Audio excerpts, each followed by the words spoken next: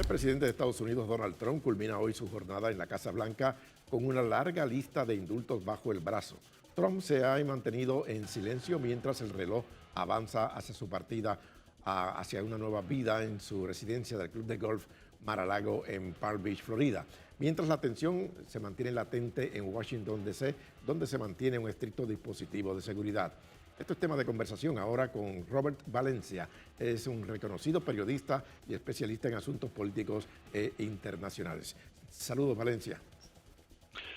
Buenas tardes, muchísimas gracias por la invitación. Un placer estar con ustedes. Bueno, más allá del visible despliegue de militares a través de todo Washington, ¿cómo percibe usted el ambiente en esa ciudad previo a la toma de posesión? Bueno, hay una tensa calma realmente y lo que hemos visto es que hay más de 15,000 tropas instaladas en la capital.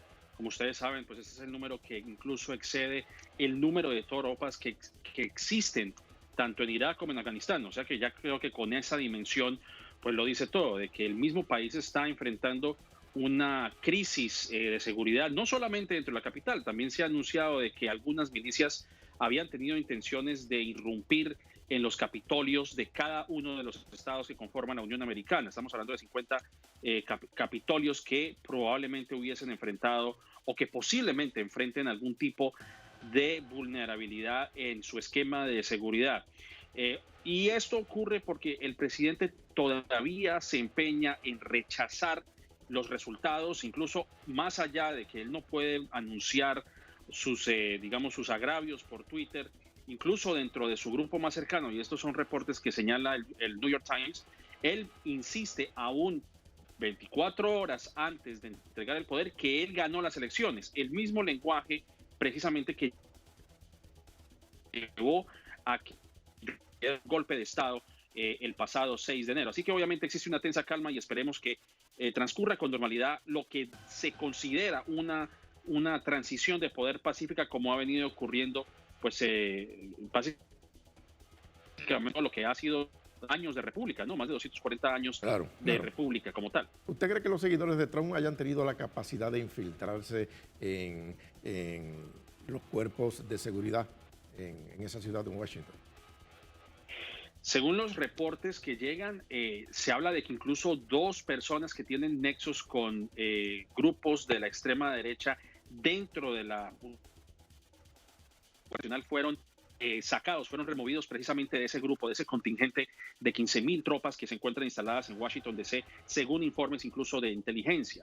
Así que obviamente existe todavía digamos, la amenaza latente contra la vida de Joe Biden, contra la vida de Kamala Harris y de cualquiera de las personas que se encuentren en el día de la inauguración. Recordemos también que este fin de semana fue detenido una persona que cargaba con más de 500 municiones, credenciales falsas para entrar a la inauguración, y esta persona fue detenida incluso en Virginia antes de entrar a lo que se considera pues las inmediaciones del Distrito de Columbia, donde se encuentra ubicado el centro del poder. Lamentablemente este tipo de situaciones todavía se encuentran latentes porque, como vuelvo y menciono, todavía existe este lenguaje donde se dice que hubo fraude electoral cuando sabemos que realmente pues no fue así. Es decir, los seguidores de Donald Trump, su equipo de campaña tenía las cortes a su disposición, pero perdieron 60 veces en la corte.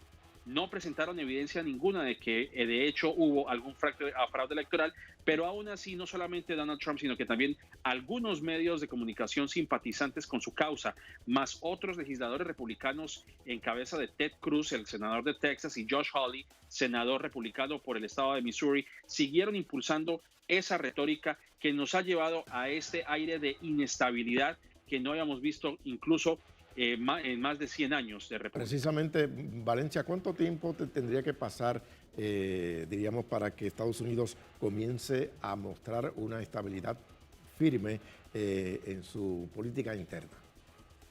Yo creo que todo depende de cómo los legisladores de ambos partidos manejen el tema del fraude electoral, que todavía sigue siendo un lenguaje que cala dentro de un electorado que eligió o que quería elegir al presidente Donald Trump para un segundo término. Estamos hablando de que eso no es una cifra despreciable. Estamos hablando de 71 millones de personas que dentro de los cuales todavía cree que estas elecciones le fueron robadas o que hubo un fraude electoral. Así que va a ser difícil realmente deslindar o despojar ese pensamiento que ya se ha instalado en muchos seguidores. Todo depende de que si hay legisladores republicanos que todavía siguen empujando esta idea de que hubo un fraude electoral, el tiempo lo cura todo. Yo creo que no es necesariamente uno de los análisis más contundentes para una persona como yo, pero yo creo que hay mucho de cierto en eso. Conforme transcurre esta nueva administración por los próximos 4 años y donde el presidente Joe Biden va a tener la obligación, no la obligación, sino también el deber moral de llamar a la unidad, pues vamos a ver si eso se logra concretar ya cuando una persona como Donald Trump no se encuentra o no se le dará posiblemente el mismo nivel de atención que él recibió por más de 4 años, porque si hay algo que ha capitalizado la imagen de Donald Trump es la atención constante de los medios de comunicación, y ahora que ya no es el presidente, pues obviamente podría menoscabarse un poco esa imagen divisiva que está representada en la imagen de Donald Trump. Bueno, Robert Valencia, muchas gracias por estar con nosotros directamente desde Washington. Muchas gracias.